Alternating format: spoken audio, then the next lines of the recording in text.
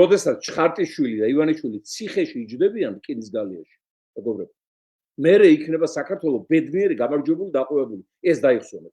როდესაც აი ეს მილიარდერი ქორები და მგლები იქნებიან გაძევებული პოლიტიკიდან, ასევე გაძევებული ბიზნესიდან და გადაინაცვლებენ ციხეში და მოიტანენ უკან მოპარულს. მხოლოდ მაშინ დადგება ქვეყანა ფეხზე და ვერანაირი სხვა ძალა ამ საქმეს ვერ გადაგვიწყვიტავს. დღეებმა აჩვენა ხალხში ჩაგუბებული პროტესტი, მეგობრებო, აი ეს იყო განსაკუთრებით იმედის მომცემი და აღმაფრთოვანებელი.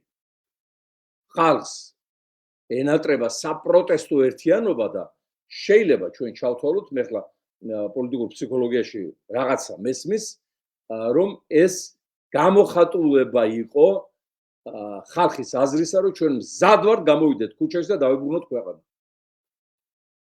მზად ვართ ქვეყანა დაემსგავსოს ქვეყანას. მზად ვართ ქრისტიანული პრინციპები, რომელიც ითვალისწინებს არ კლა, არ იპარო, არ იკურდო, არ დააშავო, არ დააზიანო, არ მოატყუო, არ იცვო, რასაც აკეთებს ეს რეჟიმი, აი ამის წინააღმდეგ გავილაშქროთ აი ესეთი გაერთიანებული ძალები.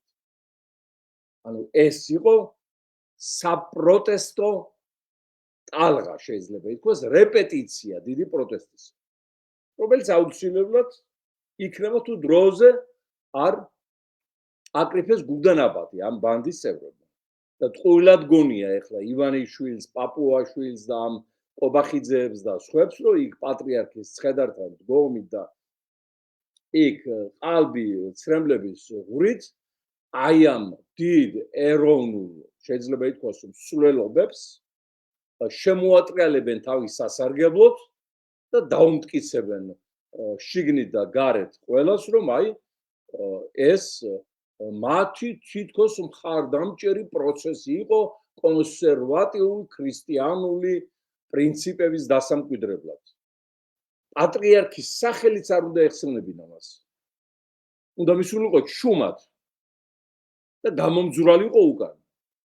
რადგან მან არა მარტო ქვეყნის წინაშე ჩაიდინა უდიდესი გამოუსყიდებელი და უპატიებელი დანაშაული.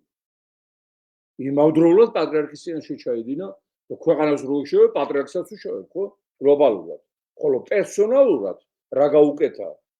როგორ ასე ვთქვათ, წამების გზაზე ატარა, რა პროვოკაციები მოუწყო და ბოლოს ფაქტურად გადააყენა. აი ამის შემდეგ როგორ დამდგარიყო ის მის პანაშვიძე ჭირის უფლად.